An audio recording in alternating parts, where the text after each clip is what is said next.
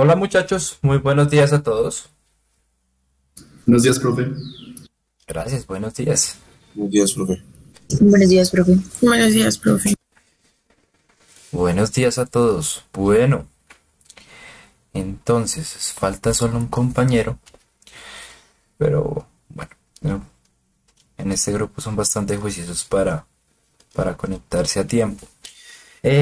Bueno muchachos, le damos la bienvenida al nuevo compañero, Manuel Arturo. Entonces, pues este grupo, que es muy pequeño, de 7 personas, ahora quedó de 8. Esperemos que el compañero pues pueda ponerse al corriente y eh, pues estar al parejo de todos. Pues bueno, eh, ya suerte para el compañero y esperemos que pues pueda igualarse. Bueno, yo creo que vamos a empezar de una vez. En esta clase pues vamos a hacer varias actividades. En principio pues tenemos una pequeña parte de teoría, más o menos de una hora. La dejé como muy sencilla la presentación, de tal manera que pues podamos enfocarnos luego en lo que respecta a el taller que dejé hace 8 días, poder contestar dudas, poder resolver sus inquietudes. Hay algunos que pues de pronto no entienden muy bien qué es lo que toca hacer, entonces la idea es guiarlos más o menos con eso, porque como saben, ese taller pues o sea, los ejercicios que van a dejarse en el parcial, que es, ya, como ya saben, es en 8 días, pues eh, van a estar basados, o sea, bueno, van a ser ejercicios muy similares a los que aparecen en ese taller. Entonces, pues es importante que ustedes tengan como comprensión de qué pasa cuando les pido, pues, no sé, diferentes elementos, cómo enfocarse, pues, en esa parte. ¿Listo? Bueno. Ah, y bueno, luego vamos a seguir con una parte de simulación y un tallercito que tengo para el día de hoy, ¿vale? Entonces, vamos a empezar de una vez. Vamos a compartir pantalla. No, además, de pronto, en algún momento nos van a visitar una psicóloga de la parte de bienestar para darnos algunos tips, algunas cosas bueno, importantes. Entonces, pues también el tiempo ahorita pues va a estar muy, muy, muy holgado. Esperemos que nos rinda para todo. ¿Listo? Bueno, entonces, para el día de hoy, nosotros vamos a ver. Bueno, nosotros ya hemos visto la instrumentación como de la parte muy superficial, ¿no? O sea, ya hemos visto algunos conceptos, algunas cosas, por ejemplo, eh, los diagramas PID, o sea, cosas que ya hemos visto o cosas que veríamos en instrumentación las hemos visto como de manera un poco, no sé, no desorganizada, sino hemos visto un poco de todo a lo largo de las clases que hemos tenido. Entonces, pues, para dejar más claro, para dejar más como sentado algunas cosas y relacionarlas con lo que es el tema de instrumentación, pues venimos acá a mirar unos conceptos generales que hay en cuanto a eso, ¿listo? Y ponernos como en o sea, bajo una misma referencia, como por ejemplo que cuando yo les diga algunos términos, por ejemplo el término variable de física, rango de medición, ese tipo de cosas, pues ustedes sepan a qué me estoy refiriendo y quedemos claros con ese tipo de cosas. ¿Listo? Entonces, bueno, primero que todo, ¿qué es la instrumentación? ¿Listo? Esta clase se llama instrumentación industrial avanzada. Entonces, ¿a qué se debe ese término de instrumentación? Lo asociamos mucho con un instrumento, ¿no? Pero entonces, ¿de qué se encarga esta disciplina? Se encarga de la medición, de la indicación y de la transmisión, bueno, además del registro y control de variables físicas dentro de un proceso industrial. ¿Listo?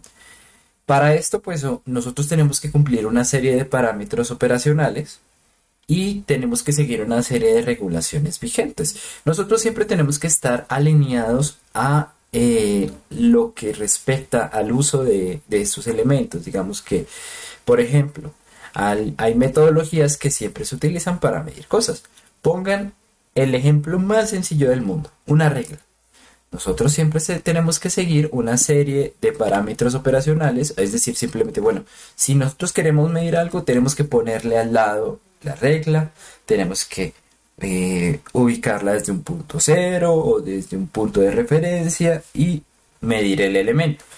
Eso son los parámetros más básicos, más intuitivos que se pueden encontrar, pero igual son parte de un proceso y no es la única forma, no es el único momento en donde hacemos eso, en todo lado hacemos. Entonces, la instrumentación se encarga de todo lo que tiene que ver con las variables físicas, pero también pues tiene en su haber pues la idea de tener una serie de acciones para medir o controlar dichas variables físicas. ¿Listo? Bueno, y hablando del término variable física, ¿qué es eso de variable física? Pongámonos en contexto y digamos, bueno, esto, o sea, ¿qué vamos a reconocer cuando escuchemos el término variable física? Entonces, una variable física es una manifestación palpable de las condiciones naturales de la materia. Es una manera de decirlo, o sea, es una forma de representar lo que está pasando en la naturaleza, ¿sí? Por ejemplo, pues que la distancia de algo para nosotros pues es una variable física el hecho de que algo sea más grande que otra cosa. Y adicionalmente pues hay variables físicas como las que nosotros vamos a tener en cuenta siempre en este curso, que son presión, nivel, flujo y temperatura. Entonces esas variables, estas cuatro variables las puse acá porque son las que nosotros más atención les vamos a poner. De tal manera que cuando yo les hable de variable física siempre reconozcan que lo que quiero decir es alguno de estos elementos o algunos otros adicionales que nos pueden servir para esto, pero bueno, dícese de variable física la forma de interpretar algunas manifestaciones de las condiciones naturales. Entonces, si nosotros vamos a medir una variable física, pues nosotros realmente vamos a estar haciendo una acción de asignarle un valor numérico y una unidad a una variable relacionada con la naturaleza de esa variable. O sea, si nosotros asignamos un valor, digamos que estamos midiendo con una reglita, nosotros vamos a decir, bueno, ¿cuánto mide esto? No sé, 10. ¿Pero qué? ¿10 qué? Bueno, pueden ser pulgadas, pueden ser centímetros, pueden ser, no sé, pies, pueden ser metros, ¿sí? Si nosotros estamos midiendo longitud, la única forma, la forma de relacionar eso y las unidades de ingeniería o unidades físicas que tenemos que tener en cuenta es obviamente las que están relacionadas con la naturaleza. Yo no puedo decir 10 amperios. No tiene sentido, amperios se utilizan para corriente, entonces es exactamente lo mismo. Nosotros tenemos que tener en cuenta que al darle una cuantificación a un elemento, a a una manifestación física, pues tenemos que hacerlo en las variables físicas relacionadas con la naturaleza de esa variable. ¿Listo? ¿Cómo hacemos eso? Mediante instrumentos. ¿Sí? Obviamente debe tener una indicación visual y pues debe estar asociada a alguna unidad. Por ejemplo, si nosotros tenemos un termómetro y medimos, por ejemplo, la presión en una tubería, decimos que la presión en la tubería es de 100 psi. Bueno, ¿cuál es la variable física? La variable física es presión. ¿Sí? Estamos midiendo presión, no estamos midiendo ni volumen, ni no estamos midiendo ni nivel, no estamos midiendo temperatura, no, es presión. ¿Sí? ¿Qué variable numérica le damos a esa manifestación física? Bueno, le damos 100. Puede ser 100, puede ser 110, puede ser lo que sea. ¿Y qué unidad de medida le podemos dar? Le podemos dar bares, le podemos dar kilobares o le podemos dar una unidad de medida como PSI, que es una unidad que se utiliza para presión. Listo. Entonces, pues, como desgranando todo, tenemos como cada uno qué significa y qué pues, o sea, bueno, cada elemento. Y entonces cuando yo hablo de unidad de medida, variable numérica o variable física, pues la idea es que se entienda a qué estoy haciendo referencia. Bueno, obviamente, para esto yo hago uso de un instrumento o un indicador. Pues para esto utilizo un dispositivo que me permite convertir una manifestación física, una variable física, a una señal visible, por ejemplo, o sea, como lo vimos antes. La idea es darle números, ¿sí?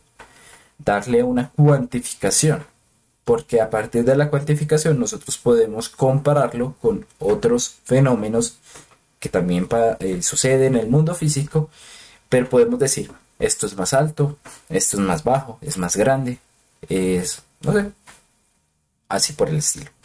Al darle una cuantificación, nosotros podemos en la ingeniería tener una referencia de lo que está pasando. Y obviamente pues lo acompañamos de su unidad de medida.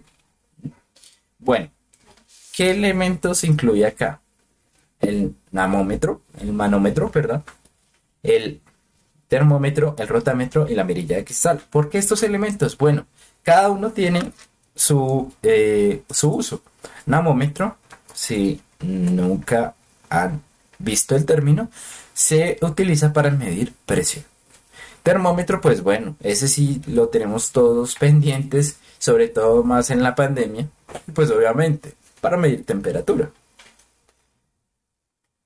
Puede ser un termómetro análogo, el que utiliza, pero el que utiliza un indicador de mercurio, o puede ser un termómetro como el que utilizan para el que decía la gente que les apuntaba al cerebro y les cambiaba la forma de pensar, o no sé. El termómetro láser. También tenemos un rotámetro, ya vamos a verlo, que se encarga de medir flujo. Y tenemos un elemento que pues algunos dirían, ¿esto es un instrumento de medición? Claro que lo es, tal cual, es una mirilla de cristal. Es el que nos permite, es el elemento que nos permite medir nivel. ¿Vale? Aquí los tenemos. Tenemos el manómetro. Es muy como muy particular bueno, este es análogo, ¿sí? Análogo, ¿por qué? Porque pues nosotros tenemos que compararlo con unos indicadores numéricos para saber el valor. Hay manómetros que ya nos bota directamente una señal digital, pero bueno, realmente lo importante es que mide presión. Termómetro, de muchas maneras, de diferentes formas, o puede ser análogo, puede ser digital, puede ser hasta láser. Bueno, la idea es que nos dé una medida de temperatura. Rotámetro, este sí es nuevo. Este no es tan comercial, por decirlo así, o bueno, no se tiene tanta referencia de este, pero es un elemento que dependiendo de su nivel de rotación, o sea, del fluido que pasa por él, va a rotar pues de una manera proporcional a la cantidad de flujo que pase por él. Y pues a partir de eso podemos medir la cantidad de flujo, ¿sí? Si es muy grande, si es muy pequeña, podemos darle una cuantificación. ¿Listo? Bueno. Y por último, la mirilla de cristal. Es simplemente un elemento que normalmente vemos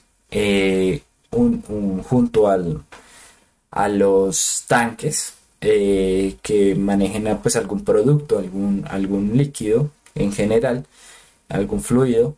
Y lo que vamos a ver es que esta mirilla de cristal siempre está a los lados de los tanques y van a denotar el valor de nivel que hay en el tanque. ¿Listo? Bueno, algo de lo que ya habíamos visto. ¿Cómo hacemos transmisión de... Bueno, si nosotros medimos esto y queremos utilizarlo en algún proceso a través de un transductor, ¿cómo hacemos para hacer la transmisión de estas variables? Lo más común es hacerlo mediante señales eléctricas, ¿sí? Ya sea análoga o ya sea digital. Ya hemos visto bastante señales análogas. Son las que toman de un valor pico, tienen una frecuencia, ¿sí? Pueden ser armónicas como una sinusoidal, pueden ser una suma de sinusoidales, bueno, ese tipo de cosas. Normalmente en el mundo de la instrumentación se manejan de 4 milivoltios a 20, perdón, 4 miliamperios a 20 miliamperios. No he notado ese error, disculpen. Pues la cosa es que, un momento, discúlpenme.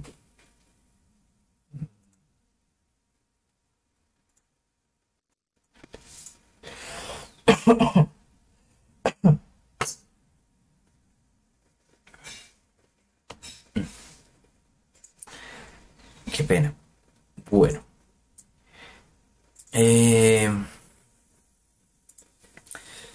La idea es que tengamos una manifestación de la variable física en función de unos valores análogos, ¿sí?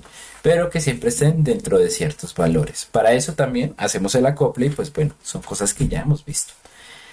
Señales eléctricas digitales también son, yo diría que en este momento las más comunes. Por ejemplo, ¿cómo nos estamos comunicando en este momento a través del internet?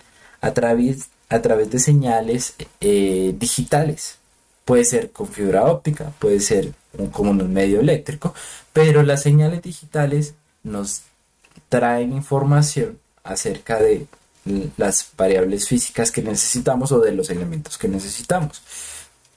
Como pues la idea es, o sea, bueno, ya me imagino ya han visto algo de electrónica digital, pues si es de 8 bits, la máxima, la capacidad de transmisión, los diferentes niveles que puede tomar esta señal, puede ser de 256, simplemente porque la fórmula es, si es de 8 bits, sería 2 a la 8, es decir, 256, o puede ser de 16 bits. Estos son los más comunes, que sería 2 a la 16. ¿Listo? Normalmente pues se encuentran en ese rango de transmisión en las señales industriales, ¿sí? Obviamente pues hay computadores, los computadores utilizan de 32 a 64 bits, pero pues como tal para el proceso de instrumentación es mucho más común ver estas señales más pequeñas, ¿Listo? Y finalmente hay otra forma de hacer, como tal, de transmitir información, que es a partir de señales neumáticas. Estas señales sirven generalmente como para que un elemento actúe. Y normalmente están entre los 3 PSI y 15 PSI. Bueno, ¿cómo nos podría, o sea, cómo podríamos imaginarlos que una señal neumática pues se transmite? Bueno, pensemos, no sé, en las, en la puerta de una buceta. ¿Mm? Esa puerta vemos que funciona con un émbolo, que funciona a presión. Entonces, desde la cabina, cuando el conductor quiere que se abran las puertas, lo que se hace es, bueno, primero una señal eléctrica a partir de un botón que se pulsa. Luego eso va a reaccionar a un compresor que lo que va a hacer es comprimir el aire o absorberlo. Y ahí pues tenemos una transmisión de datos que simplemente es, bueno, se abre la puerta o se cierra la puerta. ¿Sí? También es un tipo de transmisión. No, obviamente las señales eléctricas son mucho más comunes, pero también estas se pueden encontrar, sobre todo para la apertura o el cierre de válvulas. ¿Listo? Bueno, ahora, ya definido, por ejemplo, bueno, los elementos que estamos utilizando para la medición, tenemos que tener en cuenta que estos elementos pues no van a tener un rango, ¿sí? Sobre todo, pues bueno, el proceso que vamos a medir, nosotros utilizamos los elementos según el rango del proceso, ¿sí? O sea, según los valores extremos de mínimo a máximo, ¿sí? Y pues para lo que necesitamos, la unidad que necesitamos medir, la unidad física. Les pongo un ejemplo. Si nosotros queremos medir un cuarto, la distancia de un cuarto, la distancia de una sala, de una distancia más o menos grandecita, nosotros no utilizamos una reglita, utilizamos un metro. ¿Listo? ¿Por qué? Porque el rango de proceso no es el adecuado para una reglita. ¿Listo? Lo mismo acá. Nosotros con este elemento máximo vamos a poder medir 100 PSI. ¿Listo? Sin embargo, o sea, tomemos un ejemplo. No sé si alguno acá miró la serie de HBO Net Chernobyl. Bueno, los que la han visto, pues se acordarán que en los primeros capítulos se decía que la radiación no llegaba más allá de 3.5 o 4.3, no me acuerdo bien, pero era un valor pequeño, o bueno, pues en ese rango de 3 a 5, ¿sí? Röntgen, que Röntgen es la unidad con la que medimos radiación, el nivel de radiación. Entonces, los registros daban esa capacidad, decían, no sé, la radiación en el ambiente son 4 Röntgen, y los que no estaban ahí decían, ok, es malo, pero no es del otro mundo, o sea, no va a dañar a nadie, es como si prácticamente hubieran recibido una radiografía, ¿sí? Ese era el símil que hacían ellos. Entonces, ¿qué pasa? El elemento que estaban utilizando para la medición estaba muy fuera del rango del proceso que se estaba llevando a cabo. ¿Por qué? Porque porque ese elemento se utilizaba para medir radiación en espacios con un funcionamiento normal, ¿sí? Pero no se utilizaba para medir radiación en momentos catástrofes, ¿sí? O sea, la máxima medida que daba era esos 3.5 o bueno, o 5 Röntgen, ¿sí? Obviamente daban la medición bueno, físicos o ingenieros de allá daban la medición de lo que veían, y lo que veían era que el elemento les marcaba lo máximo. ¿Qué pasa? En realidad, en ese momento, pues, más o menos, la radiación rondaba por más o menos 2000 Röntgen. Entonces, pues, bueno, era un instrumento que estaba fuera del rango del proceso y que no servía para ese elemento. ¿Listo? Bueno, muchachos. Entonces, eso son hemos visto unas pequeñas cosas como para dar una introducción o estandarizar algunos conceptos que hemos de usar a lo largo del curso o que hemos venido usando. ¿Alguna duda hasta el momento? ¿Alguna pregunta? No, señor. No, señor, todo claro. Bueno, listo, perfecto. Bueno. Ahora, vamos a ver algunos conceptos de metrología que, como les digo, serán nos ayudarán mucho para tener un marco de referencia en cuanto a los términos que usamos y un poco de contexto de lo que es la metrología. ¿Listo? Bueno, entonces, ya vimos la instrumentación, pero para la instrumentación nosotros tenemos que hacer uso de varias ciencias. Dentro de ellas, la ciencia que se encarga de estudiar los sistemas de pesas y medidas es la ciencia de la metrología. ¿Listo? Ya vimos que parte de la instrumentación era hallar una representación física de algunas dinámicas, de algunos elementos del mundo físico. Pues la metrología es la ciencia que tendríamos a la que tendríamos que referirnos cuando hablamos pues de definir qué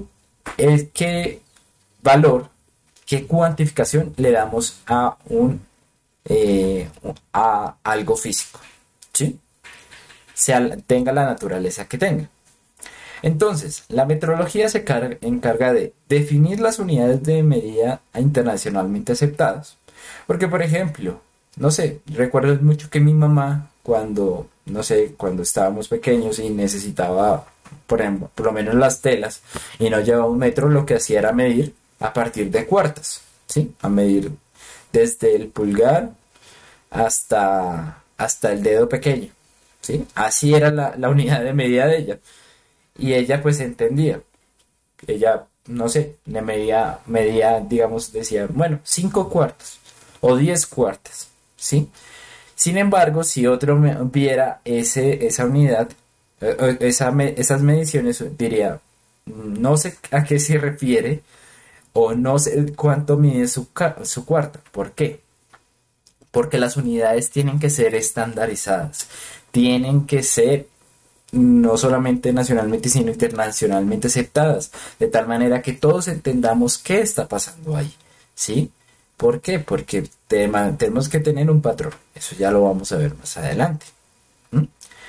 Bueno, también, como les decía, para la medición de estas unidades tenemos que tener una serie de métodos que generalmente son métodos científicos. Era el ejemplo de la reglita.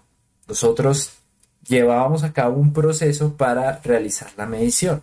Lo podíamos hacer de pronto sin pensarlo bastante, solamente a partir del sentido común, ¿sí?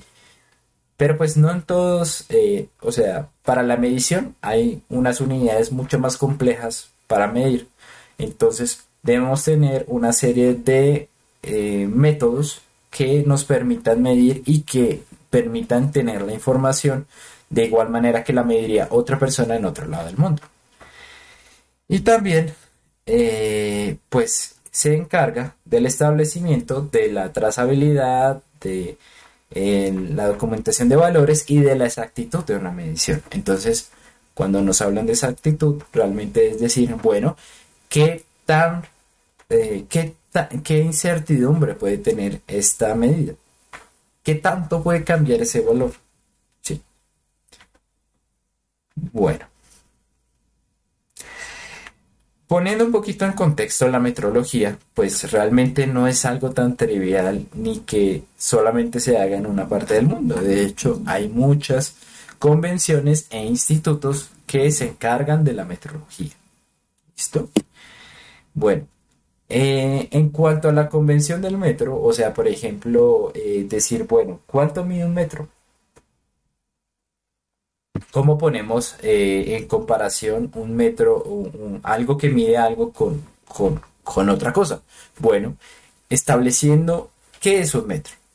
Para esto, pues hay varios entes a nivel internacional, que son, por ejemplo, la Conferencia General de Pesas y Medidas, el Comité Internacional de Pesas y Medidas o la Oficina Internacional de Pesas y Medidas. Obviamente, pues es muy dado hacia lo mismo, ¿sí? Como les digo, no es algo tan trivial. Y hay algunos institutos que se encargan justamente de, bueno, la convención como tal, o sea, hay unos institutos que componen esa convención, ¿sí? O sea, que lo que buscan es estandarizar las unidades. Por ejemplo, los institutos primarios, bueno, por lo menos los más comunes, son hay unos alemanes, pues no sé leer alemán, no voy a leer esta parte. Ayer me puse a hacer el intento y saqué o sea, traté de hablar lo más golpeado posible para que sonara medio alemán, pero bueno, ya no lo va a hacer. Bueno, simplemente voy a decir que es la PTB. Es eh, la técnica física, bueno, eh, esto es germana de estandarización, algo así. ¿Sí? Bueno, es un instituto alemán encargado de la estandarización física técnica, ¿sí? Bueno, Physicalix creo que es, bueno, es de la estandarización, de la parte física, bueno, algo así.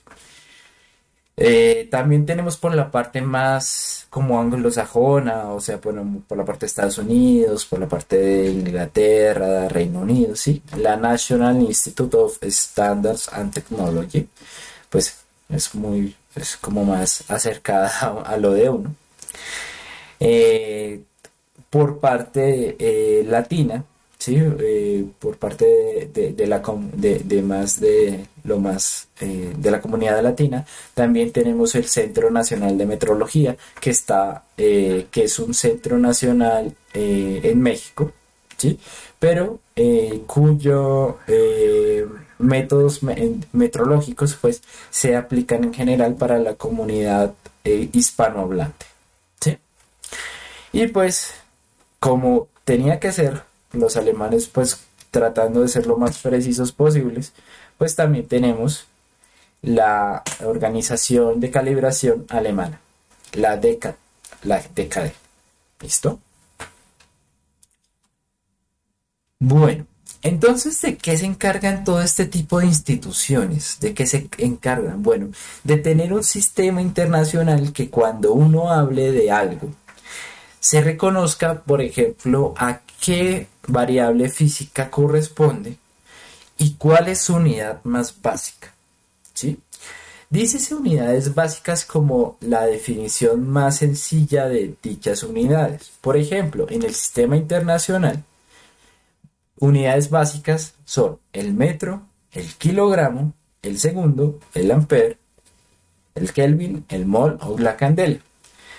Metro para longitud, kilogramo para peso, segundo para tiempo, ampere para intensidad de corriente, Kelvin para calor, mol para cantidad de partículas en una molécula y candela pues para el nivel, la cantidad de luz. ¿Listo? Entonces, hay varios sistemas.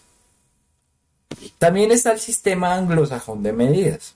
Ese basa, por ejemplo, sus unidades de longitud a partir de pies, millas, pulgadas, ¿sí? Ese tipo de cosas que como que a uno le parece como tan complicado, pero por ejemplo lo ve muy normal en cuando hablamos de tamaño de una pantalla, ¿sí? Pero pues realmente esas son unidades o sea, bueno, sirven para algunas cosas y se dan, o sea, están muy arraigadas para ciertas cosas, pero cuando nosotros vamos a mirar la comunidad, o sea, los únicos que no utilizan el sistema internacional son ellos. Los demás utilizamos el sistema internacional y funciona bien. ¿Por qué? Porque es un sistema como más, un sistema que se puede utilizar a partir de decimales y pues es como más, más pensada, ¿sí? El otro sistema está arraigado, pero pues no, o sea, la conversión entre una pulgada y un pie o un pie y no sé, una milla, pues no es tan común, ¿sí? O una yarda. Entonces, como que es mucho más fácil decir metro, centímetro, kilómetro, ¿sí? Porque utilizamos unidades multiplicadoras en donde nuestra unidad básica es el metro y ya sabemos que es miles o millones o milésimas de esa unidad básica que es el metro. Bueno, hay otras unidades suplementarias, por ejemplo el radiano o el estereoradiano. No sé si se acuerdan cuando estaban viendo trigonometría que, por ejemplo, podíamos tomar en grados o en radianes. Y este radian, pues en algún momento cuando estábamos viendo la longitud de un arco, la podríamos como podíamos incluir la unidad o quitarla sin ningún problema. Bueno, esas son unidades que representan algo, físicamente representan algo, pero no podrían no estar y no tener ningún problema. Sí, más o menos esa sería la definición de unidad suplementaria.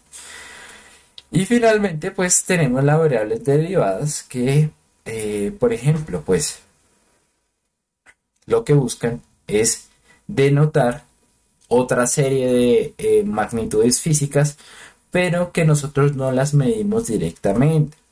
Entonces, por ejemplo, en Newton,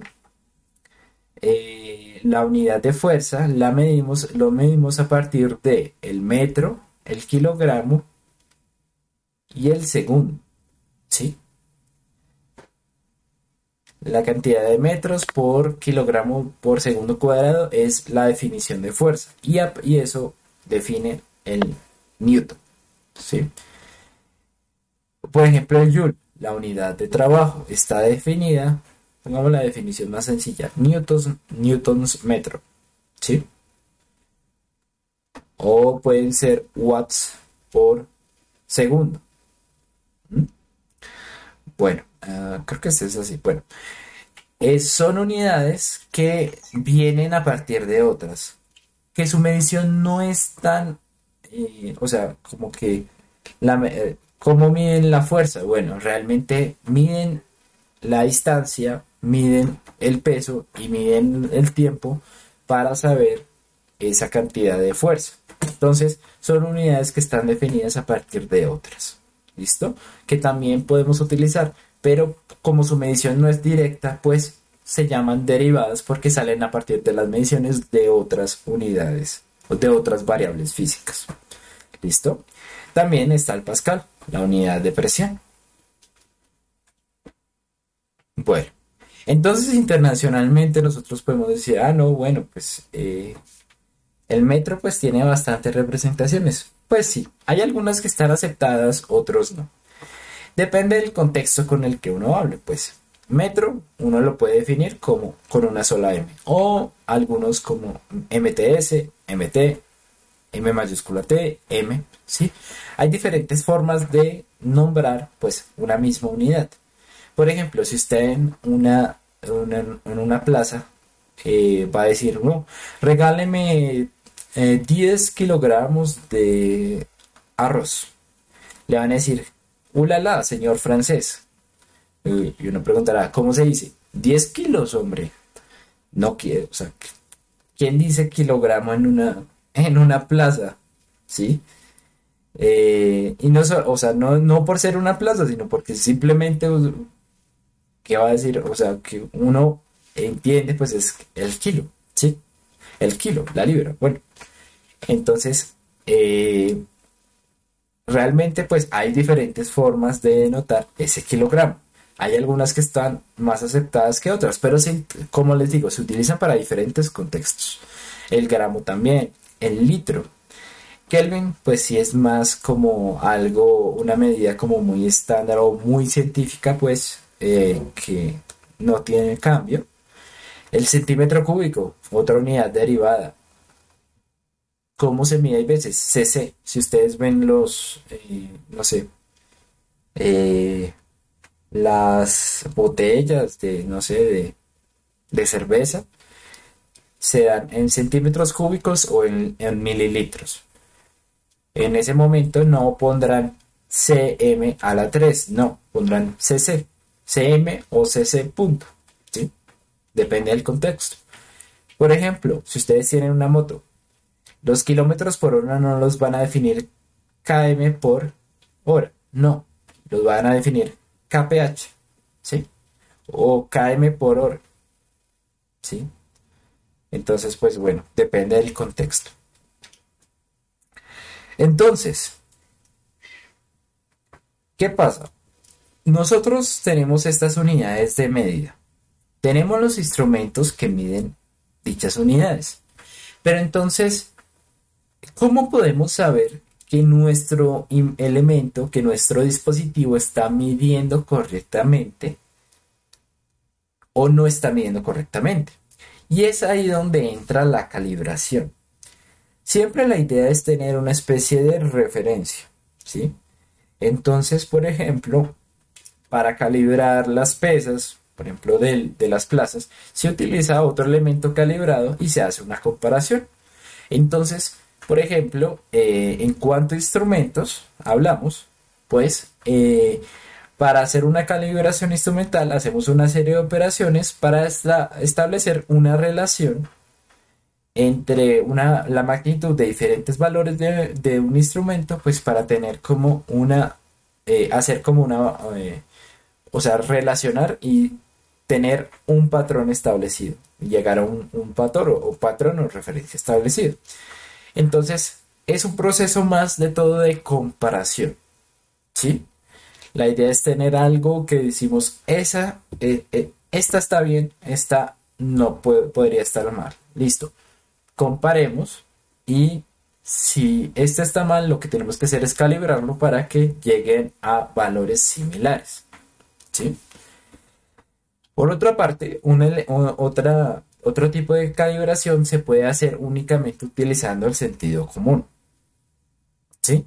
Y es más corroborando cómo debería funcionar en cuanto a la lógica o en cuanto a la respuesta teórica a algún instrumento que está midiendo una variable física. Por ejemplo, si nosotros midiéramos, no sé, tiempo, estuviéramos así, digamos, no sé, pues aquí en el trópico no cambia mucho el tiempo en que se pone el sol, ¿sí? Entonces uno dijera, bueno, ¿qué razón? Uy, son las 8 de la noche. Ve, pero todavía hay sol. Analíticamente uno sabe que no es posible aquí en el trópico que sean las 8 de la noche y haga sol, ¿sí? Entonces, pues lo que pasa es que hay ese tipo de calibración, pues se hace a partir del sentido común. Por ejemplo, tenemos una respuesta que en su momento es lineal. Normalmente los procesos buscan ser lineales para tener a partir de una entrada una respuesta, ¿sí? Pero cuando ese proceso empieza a ser no lineal, ya tenemos una discrepancia entre la entrada y la respuesta.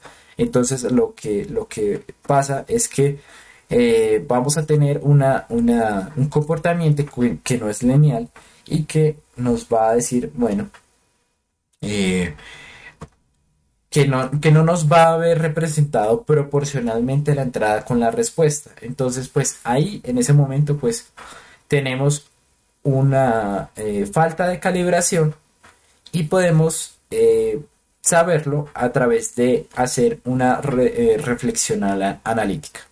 ¿Listo? Bueno, entonces vamos a ver algunos conceptos que digamos que ya hemos visto o que vamos a ver que pueden tener una relevancia en este tipo de cosas.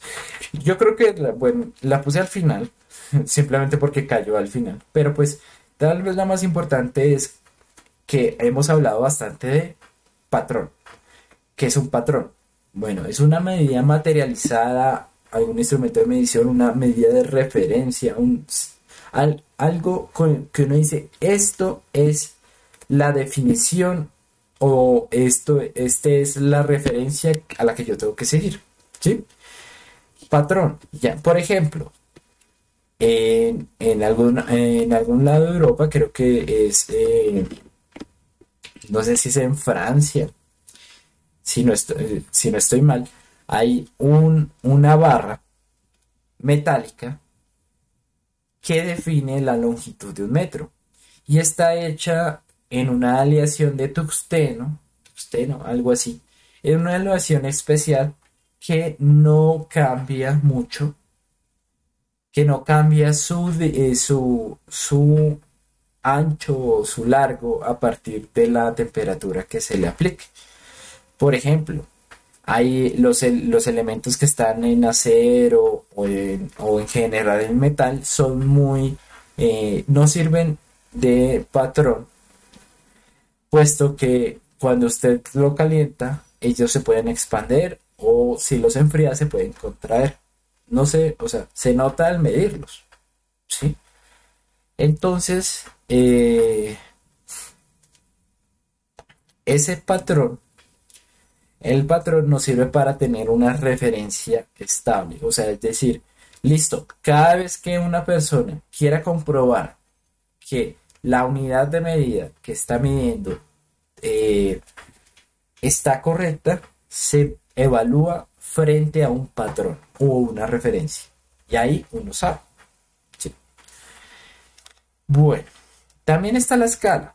La escala pues ya habíamos visto algo parecido, algo de rango.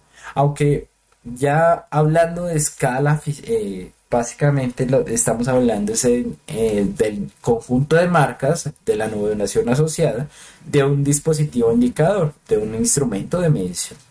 ¿Listo? Entonces, pues, escala. Bueno, el valor que nosotros podemos medir a partir de la medición, digamos, análoga, la que se hace con ¿qué? Perillitas. ¿Sí?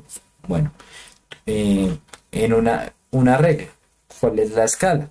La escala, pues, ahí está organizada en centímetros y en milímetros. Entonces, pues, la medición se hace de esa manera. Bueno,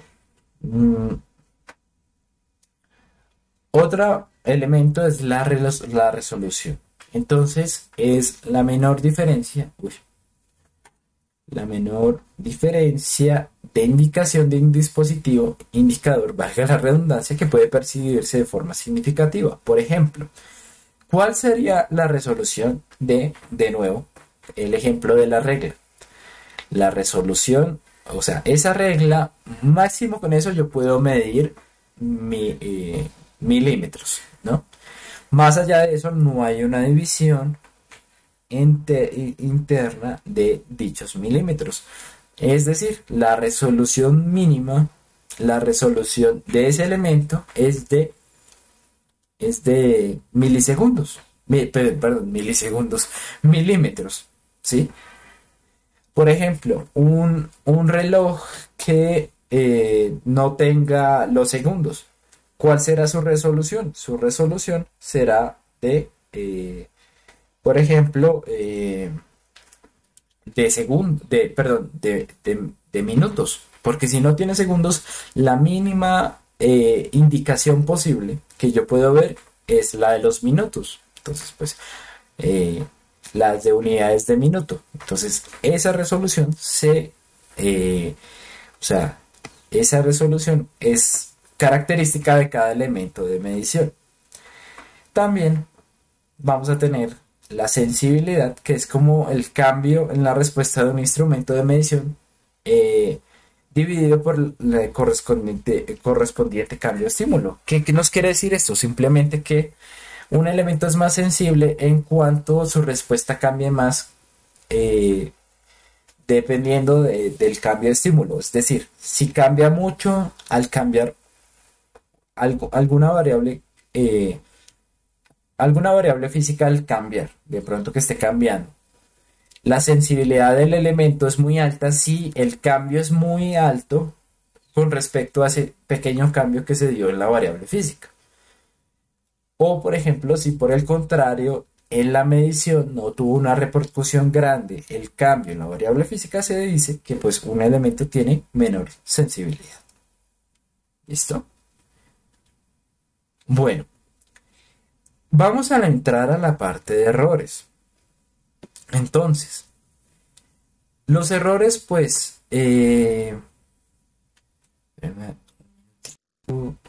ay, sí, menos mal.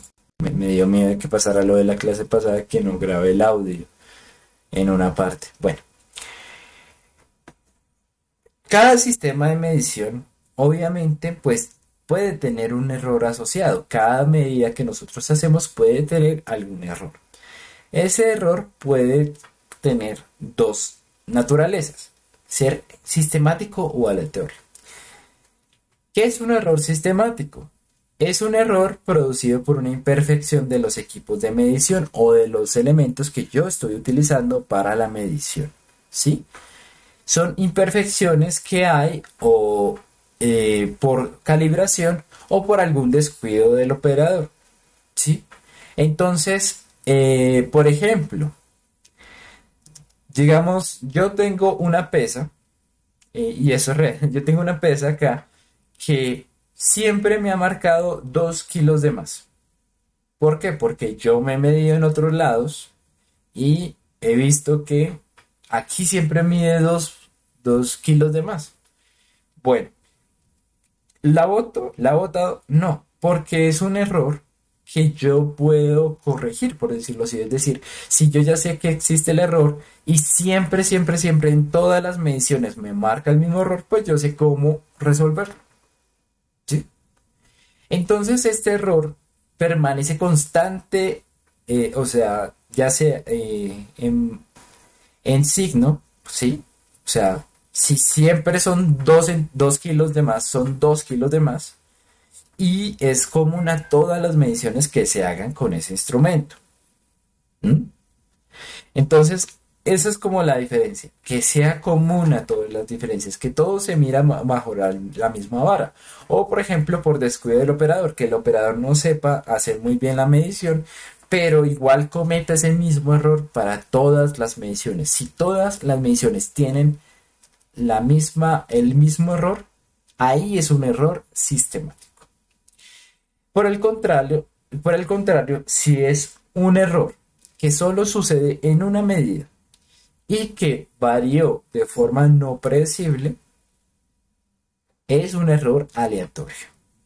Este error obviamente pues puede variar tanto en positivo como en negativo. Simplemente de la nada hubo un estímulo adicional en el instrumento de medición y dio un error. Ese error puede ser positivo, puede ser negativo, lo que quieran. Normalmente se da por interferencias. Hay veces nuestro proceso de medición está atado a interferencias. Bueno, midió mal.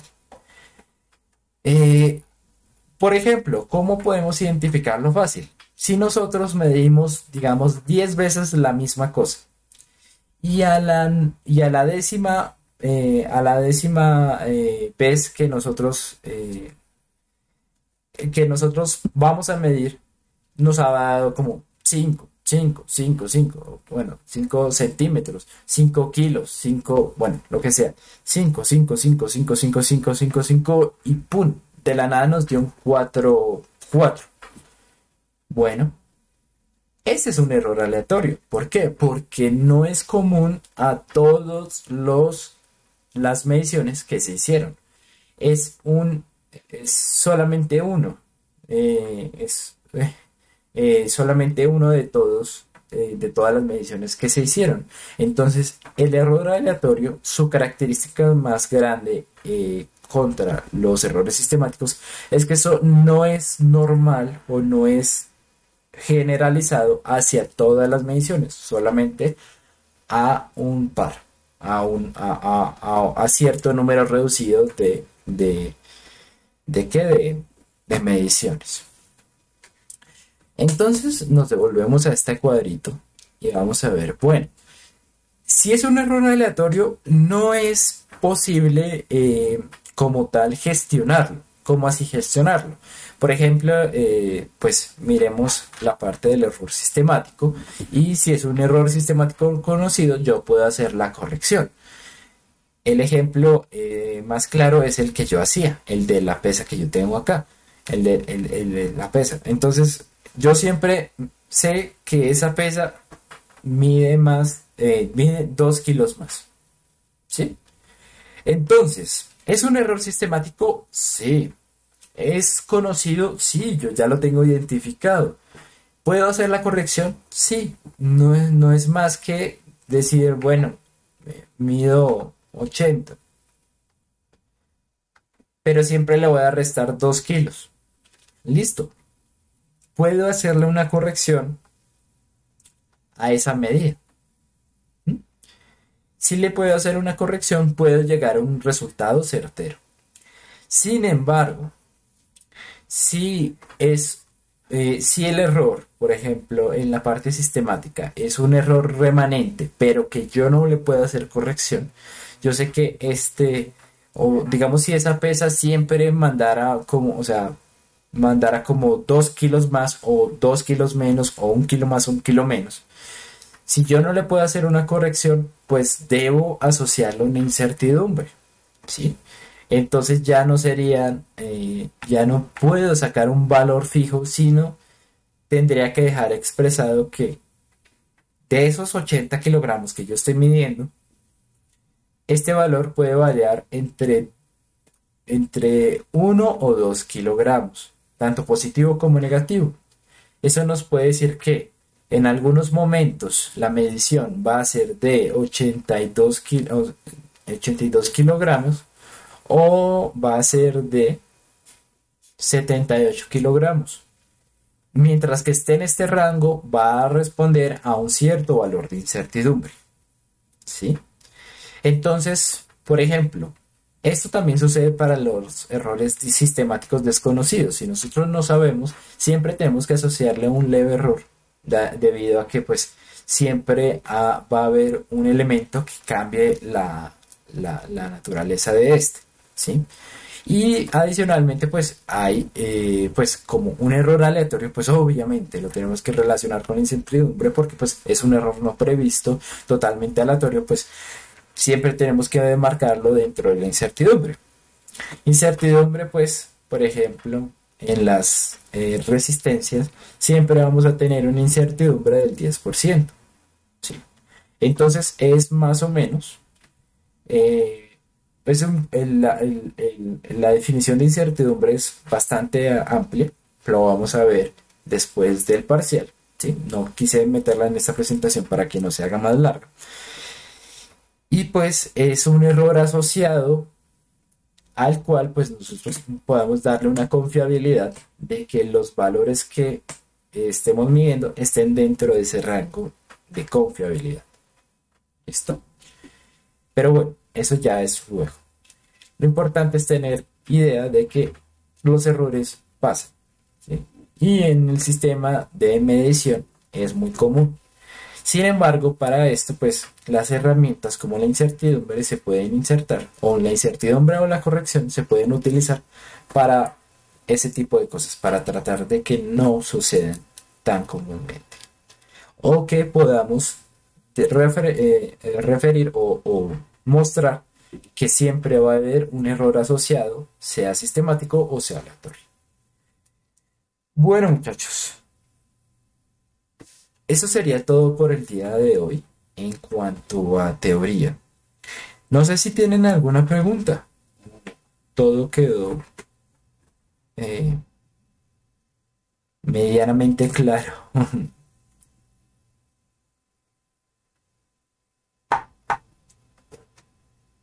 ¿Estamos bien? Sí, señor. Sí, profe. Listo, perfecto. Bueno, muchachos. Entonces, wow, ¿de dónde vienen 11 personas? Ah, ya. Bueno, eh, listo. Entonces, eso es todo en cuanto a teoría por el día de hoy. Sí, dejémoslo ahí. Son unas definiciones que pues nos van a servir más adelante. Entonces, vamos a tomar un breve receso, unos 10 minuticos. De pronto, pues, bueno, el Arturo no estará acostumbrado, pero pues lo que hacemos nosotros es entre hora y hora tratar de tomar un receso, dado que, como yo, o sea, dado que pues ustedes se cansan sentados ahí, o de pronto para ir a comer algo, para ir al baño, bueno, tomamos recesos de 10 minutos, ¿listos? Listo, Entonces, profe. nos vemos a las 9:16, ¿sí? Para seguir con las preguntas que puedan tener del taller. ¿Listo? Entonces, bueno, muchachos, 10 minutos y ya nos vemos.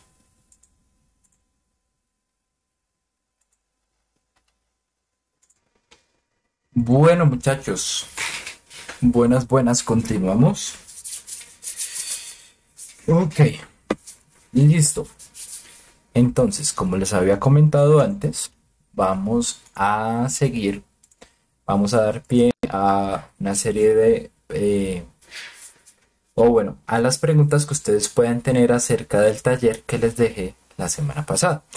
Para poner en contexto a Manuel, pues la idea de este taller es que es un taller que se tiene que entregar antes, el día antes del parcial. Como límite, pues será el jueves hasta las 12 de la noche.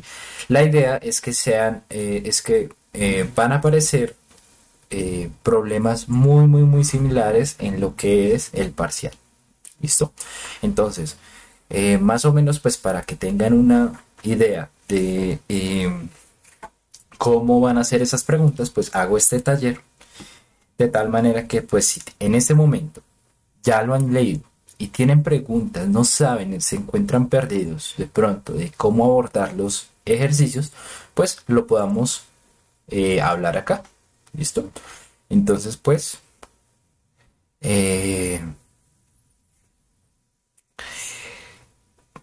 eh, les pregunto, muchachos, ¿ya lo han mirado? ¿Qué les parece? ¿Tiene alguna parte que no les cuadre? Profe, yo tengo una pregunta. Sí, ¿Yo señor. cómo hago para saber que, por ejemplo, la ecuación que me dio de salida está bien? Porque pues Bueno. Ujú. puede estar mal. Ok, listo. La forma más fácil de saber si está bien o está mal es verificar a partir de reemplazar las resistencias, si en una simulación darían lo que pues ustedes esperan que dé. Sí, eso sería como la forma más sencilla y más intuitiva. Hacer la simulación y verificar cómo les da el voltaje de salida. Eh, Obviamente también pues pueden comparar, verificar, o sea, la verificación por comparación también es posible. Pero pues si digamos yo les diera una configuración, un circuito parecido a estos, pues la idea sería que ustedes, si quieren verificarlo, si quieren verificar que lo que se pusieron está bien, pues lo más sencillo que se puede hacer es hacer la simulación, sea en el software que sea. Si utilizan el LTSpice, que es un software libre, que, pues me imagino que lo tendrán para el diseño de filtros. O pues por ejemplo Proteus que lo han utilizado antes o Multisig, bueno, el que sea, pueden utilizar la simulación, reemplazar valores de las resistencias y ver que funcione tal cual como ustedes lo plantean, o como se ve en la relación, en la ecuación final que ustedes sacan de estos circuitos, ¿vale? Vale. Bueno, ¿cómo les ha ido? ¿Han tenido problemas para para hallar los valores de estos circuitos o bien? Pues, profe, un poco confuso porque, uy, espera. Necesita pagar uno de los... Un poco confuso, profe, porque así todos interconectados como que no se sabe cuál es la salida. Sino que estaba pensando es si dividir, o sea, cada amplificador, como cada configuración por secciones y, y ver cuál configuración es esa y así ir sacando la ecuación, no sé. Pues bueno, las ecuaciones siempre son nodales y pues la salida está bien denotada. Es esta. Sin embargo, pues de pronto, ¿qué le recomendaría? O sea, obviamente, por ejemplo, en este primer circuito, lo que vamos a ver son uniones de distintos circuitos muy similares, ¿sí? De pronto, o sea, sí pueden analizar por partes y luego tener un conjunto, pues ya cuando eh, pues completen el análisis, pues ya hacerlo en conjunto, ¿sí? Como completen el análisis de cada parte, pues luego sí, unirlo. Ah, pero pues si lo desean hacer de la otra manera, sacando ecuaciones, también puede llegar a la solución, eso no hay ningún lío. La cosa es tratar de mirar en cuáles nodos en cuáles nodos hacer la relación. Por ejemplo, digamos, en este circuito de acá, en la parte de arriba, nosotros tenemos que hacer las asociaciones cuando las veamos. Por ejemplo, si en esta entrada inversora, pues al otro lado, pues, ¿qué vamos a tener? O sea, bueno, pero si esta es la entrada inversora, la otra entrada va a tener el mismo valor de voltaje. Entonces, haciendo ese tipo de asociaciones, o sea, primero hacer las asociaciones convenientes que uno vea por acá, ¿sí? Obviamente, pues, este voltaje, llamémoslo voltaje Vx, a la salida de esta entrada, pues, perdón, en el nodo de esta entrada, también va a ser el mismo que acá, ¿sí? Listo. Ahora, ¿qué es importante? Podemos ver los circuitos anteriores y decir, bueno, este es parecido a tal cosa o este es parecido a tal cosa, pero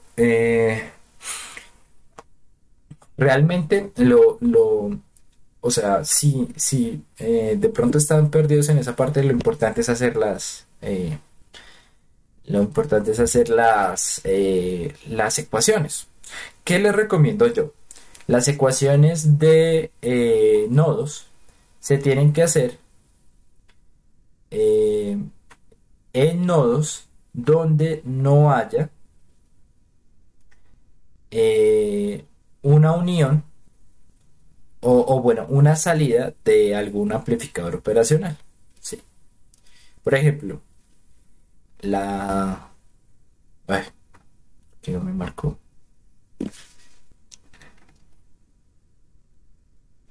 Los nodos en los que en este circuito, por ejemplo, es recomendable hacer la sumatoria de corrientes que entran y las que salen, son en estos. ¿Por qué? Porque si ustedes se ponen a mirar, a hacer nodos en estos nodos, van a tener un gran problema porque no tienen forma de saber cuál es la corriente que sale por acá, recordemos que una de las cosas que como que, o sea, las reglas para los amplificadores operacionales solo se aplican para las entradas, digamos que no tienen que no pasa corriente por acá y que el voltaje es muy similar entre lado y lado, ¿sí? Pero a la salida no tenemos nada predispuesto. No podemos salir si no podemos saber cuál es la corriente que sale por acá, ni podemos saber el valor de voltaje. Eso lo tenemos que hacer a partir de las relaciones que veamos en otros lados. Entonces es importante, eh, si quieren resolver estos ejercicios, no hacer nodos en esa parte. O sea, primero es hallar las relaciones convenientes para que les quede más sencillas las ecuaciones. Luego es no hacer nodos en esta parte, ¿sí? Porque no funciona bien. Entonces ya con eso, pues digamos que os pueden ir sacando las ecuaciones y aunque no, digamos que no hagan la relación con elementos anteriores, igualmente si sacan las ecuaciones, ya ahí van a poder tener algo, ya van a poder relacionar una cosa con la otra, ¿sí? Las entradas con la salida. Y la salida, esta es la salida. No hay otra delimitación. ¿Ya algunos han podido hacer este primer circuito? ¿O el segundo? Pues más o menos, profe, yo tengo es una duda del segundo. Sí. Porque, o sea, si digamos los dos amplificadores están como cara a cara, por decirlo así, yo cómo sé, por ejemplo, cuáles corrientes van a entrar y cuáles salen en los nodos. Bueno, realmente a ciencia cierta en los circuitos uno nunca sabe cuándo entra la corriente o cuándo sale. Pero lo importante es como tal seguir una especie o sea, de orden, ¿sí? Si yo pongo, por ejemplo, bueno, no sé, yo pongo que las corrientes sean así.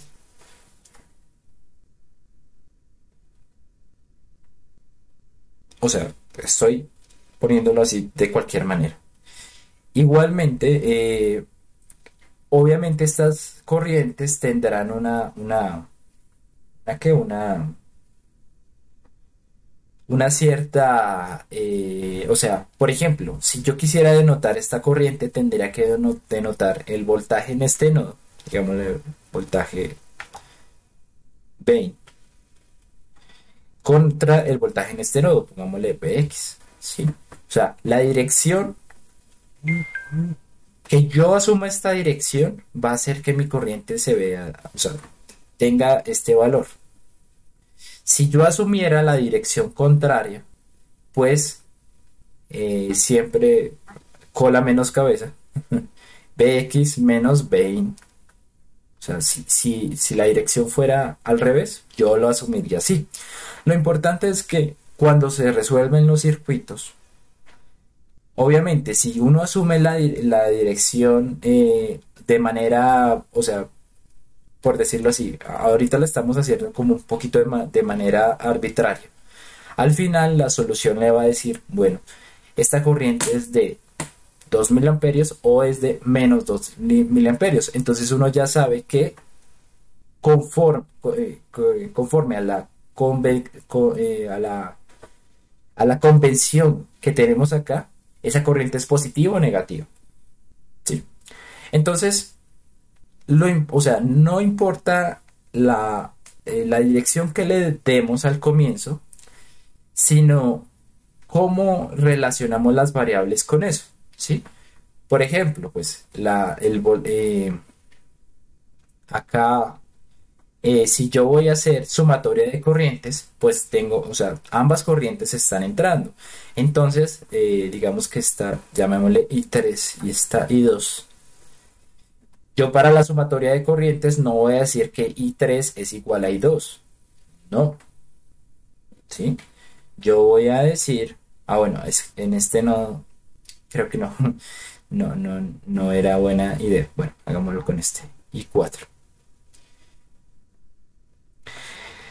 Por ejemplo, hagamos la sumatoria de corrientes en este nodo. Por ejemplo, entonces las corrientes que salen I4 e I3. Las corrientes que entran, ninguna, cero. Si yo dijera que I3 tiene una dirección diferente, pues en la, en el, cuando yo estoy planteando las ecuaciones, pues me quedaría de manera distinta, ¿sí? Me quedaría una corriente que sale y una corriente que entra. Y 3'. Entonces fíjese que no importa que yo diga esta corriente va para acá o esta corriente va para acá. Lo importante es que eso se ve reflejado en las ecuaciones, ¿sí? Y pues si al final una corriente tiene una dirección realmente distinta a la que yo puse acá, se va a notar en los valores que dé, ¿vale?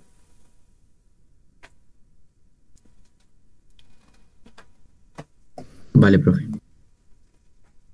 Sí. Más preguntas acerca de este primer punto, muchachos.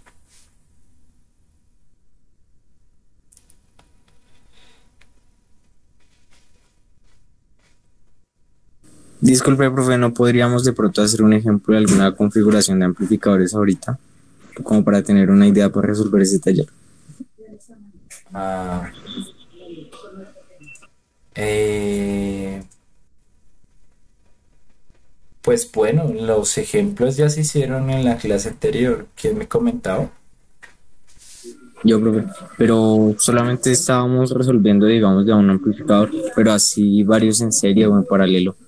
¿No podríamos hacer un ejemplo?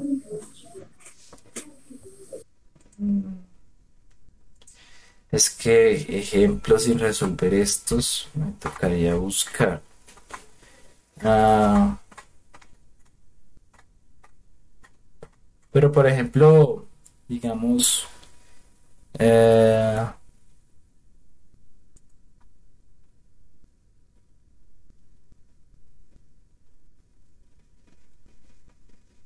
si fuera algo así.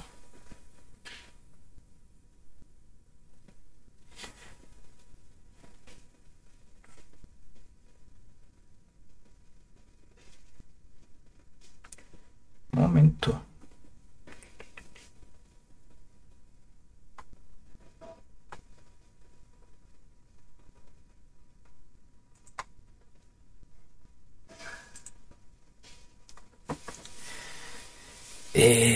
Por ejemplo,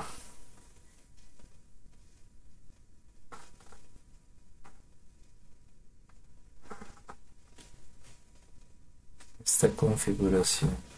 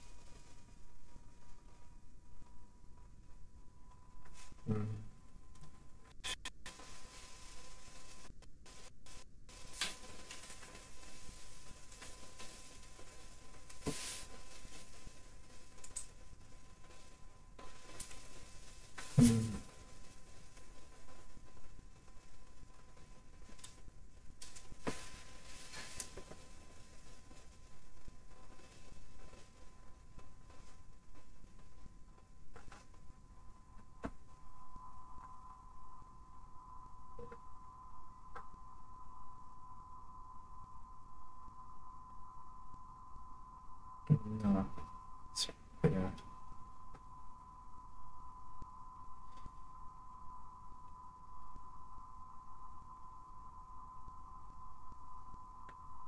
Bueno, uy, qué pena los malos dibujos, pero bueno.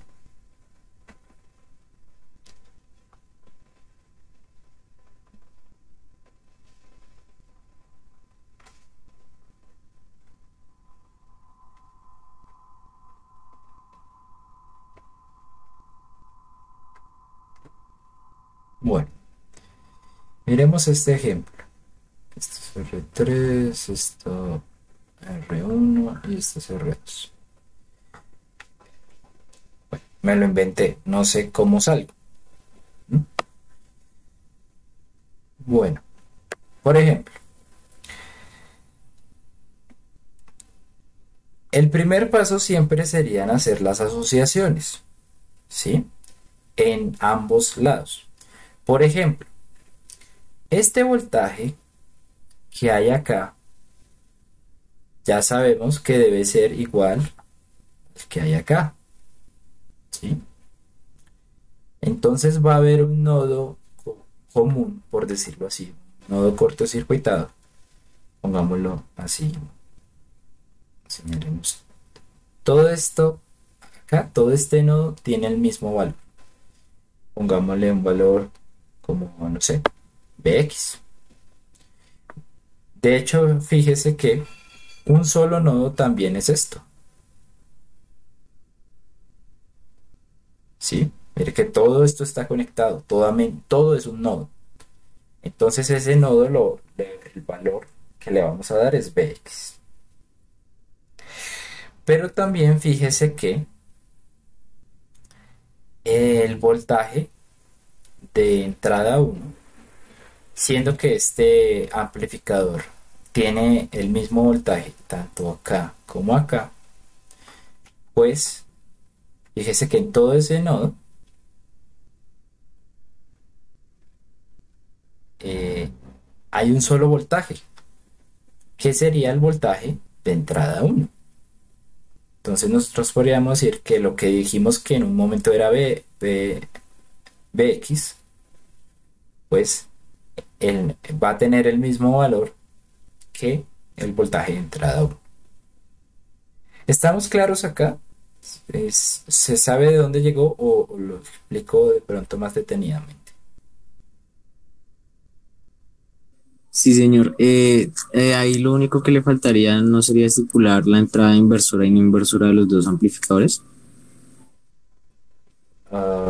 ¿Cómo así? Disculpe. Sí, o sea, el más y el menos de cada, porque eso influye en la ecuación, ¿no? Eso no De influye cada en la amplificador, ecuación. ¿no? No. Si esta es la entrada inversora o no inversora, eso no tiene nada que ver. No cuando estos son ideales.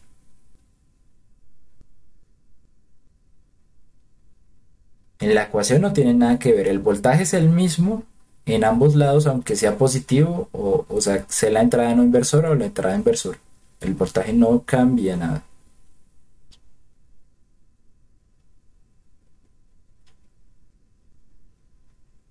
Bueno, ¿qué faltaría? Faltaría saber cuál es el voltaje, o sea, bueno, tenemos este nodo y tenemos este otro nodo. A un profesor, pues, decía que si alguna vez teníamos dudas de cuáles eran los nodos que habían en el circuito, pues los pusiéramos ¿con qué? Con colorcitos, ¿sí? Entonces aquí hay tres nodos, ya sabemos el valor de uno de los nodos. Bueno, ¿cómo seguiría lo siguiente? Bueno, fijémonos que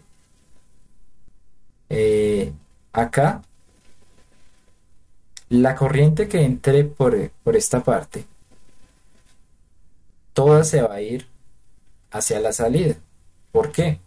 Porque fíjese que, como recordarán, por acá no hay paso de corriente. Por acá tampoco hay paso de corriente. Ah, bueno, mentiras. Por acá sí hay un paso de corriente. Entonces, bueno, ahí no podemos hacer nada. A ver. Am,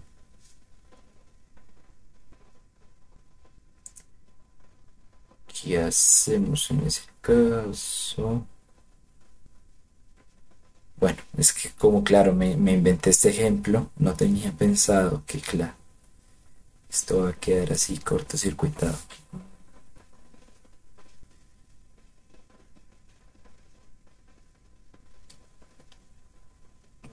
un segundo, planteo. ¿Qué podemos hacer?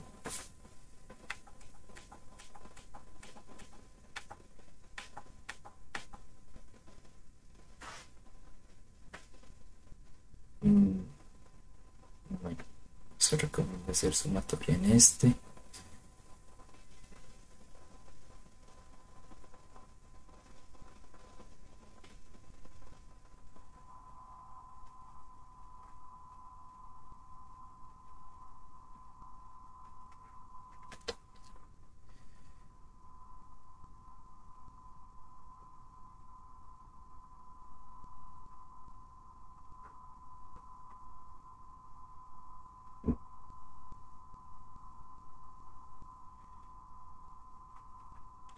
No, no hay forma. Bueno, no sé. Este ejemplo ya fui ahí. Miércoles. Eh, a ver, bueno, miremos otro ejemplo, pero pues que ya esté predispuesto, porque normalmente las configuraciones son predispuestas. A ver, verificador de instrumentación.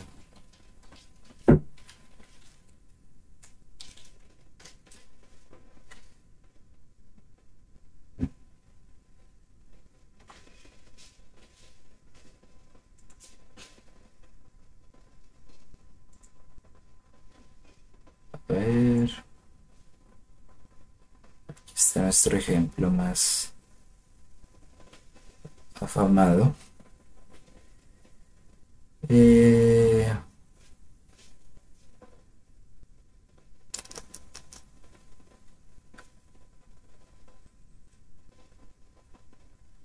Creo que podamos usar como ejemplo. Obviamente para el parcial pues no van a ser los mismos que les muestro acá, pero pues ya lo había planteado antes para que pues si salga algo, si se pueda resolver. Mm,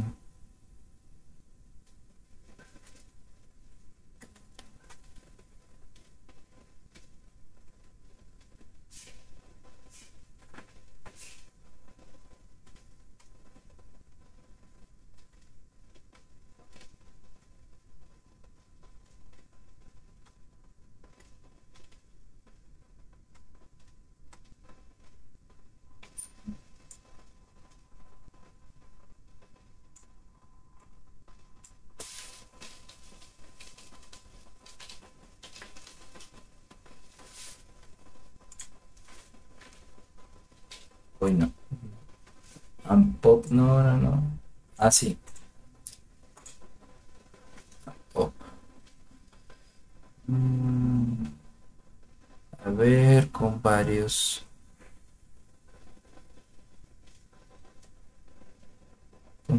configuraciones.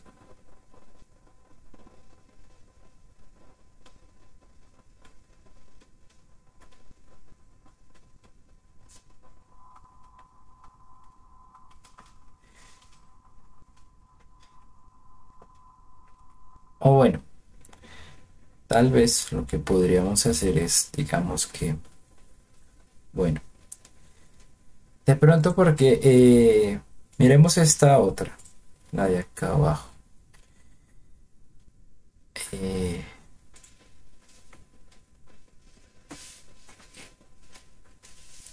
pues no la voy a resolver, pero por lo menos el planteamiento de algunas cosas, pues sí va a quedar claro. Sobre todo pues el compañero Byron, que creo que es el que tiene como más dudas, pues miremos acá. Vamos a resolverlo un poquito en conjunto. Por ejemplo, o sea, mm, ¿qué asociaciones podemos hacer acá desde el comienzo? Primero las asociaciones como de decir, ah, listo, este voltaje es igual a este, por las normas de los amplificadores. Por ejemplo, alguno que haya mirado este y haya dicho, uy, este voltaje es igual a este porque las entradas están al mismo lado, o bueno, no sé. Pues lo que tiene, profe, por ejemplo, en el U2, entonces como la entrada no inversora a esta tierra, ahí es cero, entonces en la no inversora también va a ser cero. Exacto. Y en el U1, como entra Bein en el inversor, entonces en el no inversor también es Bein. Eso es lo único que tengo. Listo. Pero está bien. Por ejemplo, lo primero que podemos hacer es asociar las relaciones que hay entre las entradas. Entonces, si aquí en esta entrada hay 0 voltios, pues en la otra va a ser 0 voltios, porque recordemos, el voltaje en la entrada inversora es igual al voltaje en la entrada no inversora. Entonces, acá el valor de voltaje es 0 voltios. Y lo que decía el compañero, si aquí el voltaje de entrada está por acá, pues en el otro nodo debe ser el mismo voltaje. Entonces, en este nodo, el voltaje que debe haber es 20. ¿Sí? Listo. Ahora, a partir de esas asociaciones, pues bueno, ¿en qué nodos no sería conveniente hacer, eh, hacer el ejercicio de mirar las entradas y las salidas de corrientes?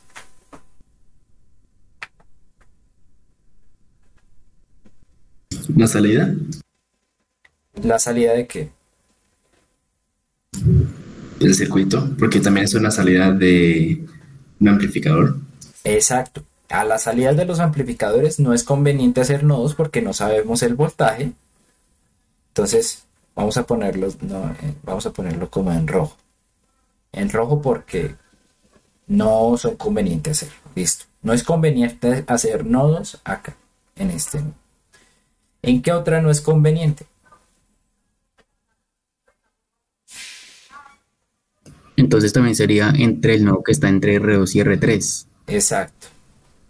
Claro, porque hay una salida. Lo que me pasó en el anterior circuito. Si yo, o sea, yo no puedo decir que esta corriente tiene un valor igual a cero. No, de hecho, no puedo saber el valor de corriente de salida.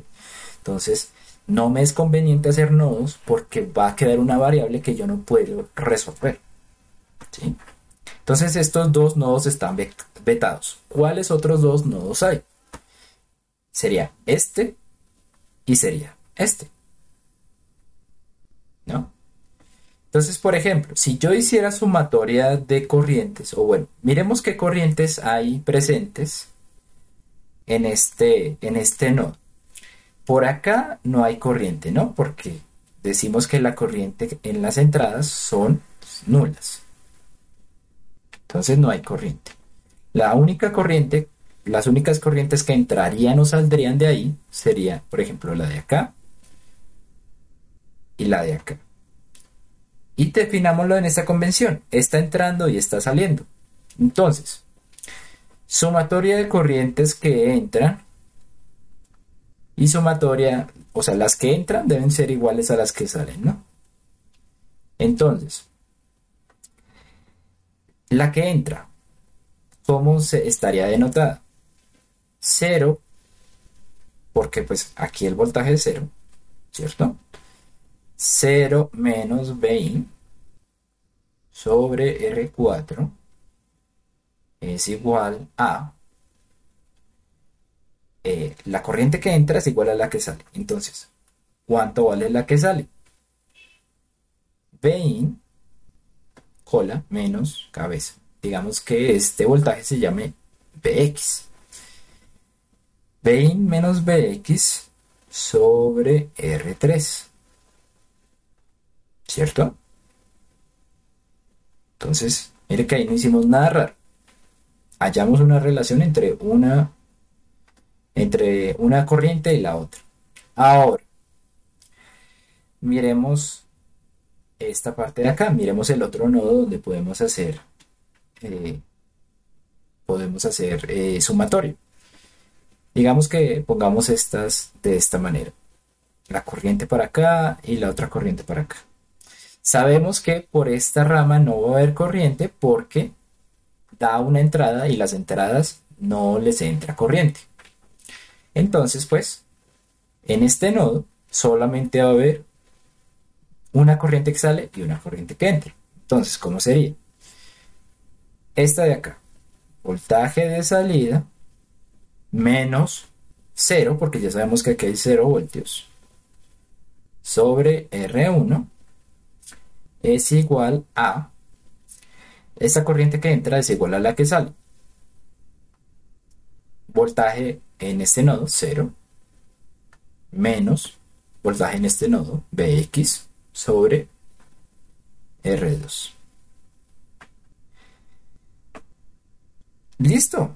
Fíjese que si nosotros hiciéramos los reemplazos, ya habría una variable que puedo disminuir, por decirlo así. Bx es común tanto en esta como en esta. Si yo la despejara y la reemplazara en alguna de estas, ya podría tener una ecuación que me relacione entrada con salida. Eso es lo que hay que hacer. Fijarse primero las relaciones, luego en qué nodos no puedo hacer sumatoria de corrientes. Listo. En los que sí puedo hacer, ¿cuáles corrientes veo involucradas? Y ya, fíjese que el problema se resuelve. ¿Sí? ¿Queda claro? Sí, profe. Listo. Sí, señor. Listo. Entonces esa es la idea. Tratar de mirar a partir de la lógica y de las condiciones de los amplificadores operacionales cómo yo relaciono una cosa con la otra. ¿Listo? Bueno, pasamos de este punto. ¿Cómo les ha ido con el segundo? El integrador de esta señal de entrada. Pues ahí. ¿Ahí por qué? En ese caso, profe, hay que sacarle, por ejemplo, la integral, sería integral de 1.5 seno de 200 pi de t más la integral de 4 coseno, ¿sí? Pues, es que entonces yo lo hice mal porque yo solamente le hice la integral de seno y como que no tomé la parte de coseno. Claro, hay que tener las dos cosas. Yo anteriormente, pues en el ejemplo que hice en la clase, había integrado una señal sinusoidal o coseno, bueno, no sé. Bueno, había integrado una de estas señales y les había dado una fórmula cuando solamente tienen ustedes entradas señales sinusoidales. Ahora, ¿qué pasa? Es muy diferente cuando hay una suma. Tenemos que volver a la fuente, ¿sí? ¿Cuál es la fuente? La fuente es la más básica de todas, es la ecuación base, ¿sí? Esta, donde el voltaje de salida es igual a 1 sobre menos 1 sobre RC, la integral del voltaje de entrada, ¿sí? Entonces, yo antes les había dado el ejemplo cuando solamente era una sinusoidal. Ahora que hay dos sinusoidales, habría que hacer la integral de la ecuación seno, pues bueno, sea lo que sea, más la de coseno.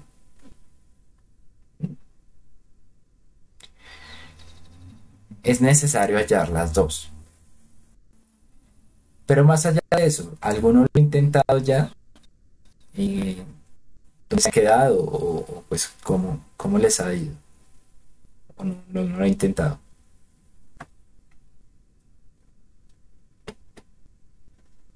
La verdad no, profe, por mi parte.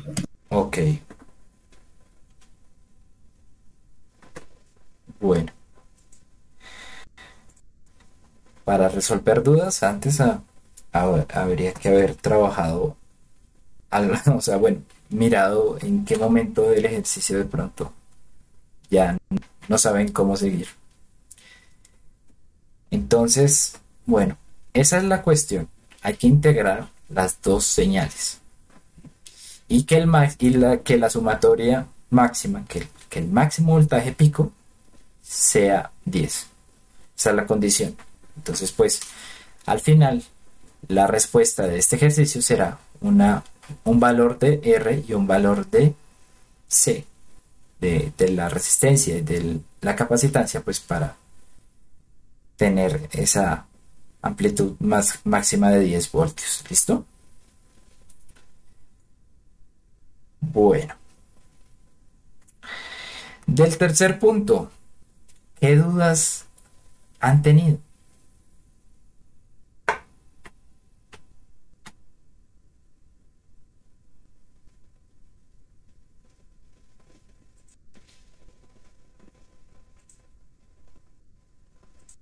¿O todo bien? ¿Ya han podido hacer todos los ejercicios? ¿O simplemente no lo han mirado?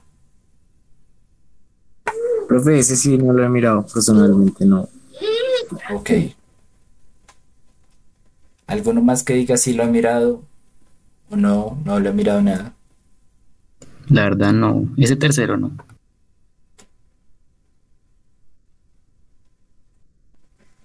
Los otros no hablan, no responden. No, profe, la regla no, tampoco lo he mirado. Bueno, no hay dudas, no hay inquietudes, pues ni modo. Bueno,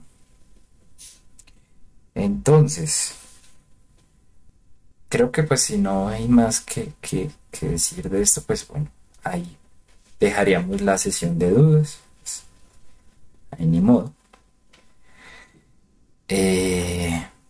Bueno, Gracias. Profe, dice que tal vez necesite anteojos porque no veo muy bien. Entonces,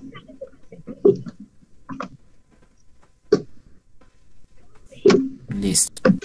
Entonces, bueno, hasta aquí dejamos la parte práctica, perdón, la parte teórica.